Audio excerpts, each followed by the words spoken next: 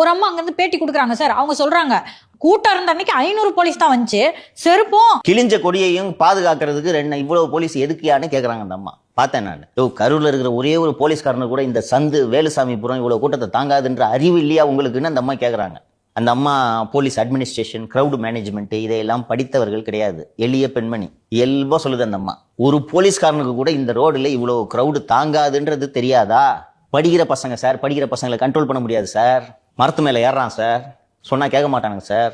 அப்ப விஜயோட கிரௌடு அப்படிப்பட்ட கிரௌடு தானே. நான் ஏற்கனவே சொன்னதை மீண்டும் வலியுறுத்துறேன். விஜயோட கிரௌடு எப்படி நடந்துக்குன்றதுன்னு உங்களுக்கு தெரியாதுன்னா நான் ஒத்துக்கிறேன். திருச்சியில பாத்தீங்க, அரியலூர்ல பாத்தீங்க, பெரம்பலூர்ல பாத்தீங்க, நாகப்பட்டினத்துல பாத்தீங்க, திருவாரூர்ல பாத்துட்டீங்க. அப்ப இப்படித்தானே நடந்து கொள்ளும். விஜய் வந்து பைக் எடுத்துட்டு வந்து என் வண்டியில விடுன்னு சொல்லல. வராதிங்கப்பா பைக்கில், நான் அங்க வந்து பேசுறேன், அங்க வாங்கப்பானா விஜய் வரணும் கேட்க மாட்டாங்க சின்ன பசங்க. அப்போ மெத்த படித்த அதிகாரிகளான உங்களுக்கு தெரியாதா சார்? எதுக்கு சார் இவ்வளவு சம்பளம் வாங்கிட்டு உங்களுக்கு இவ்வளவு பெரிய பதவி கொடுத்து வீட்டுல வேலை செய்யறதுக்கு 10 பேரை வச்சு 10 வண்டி எதுக்கு சார் கொடுத்து வச்சிருக்கு உங்களுக்கு?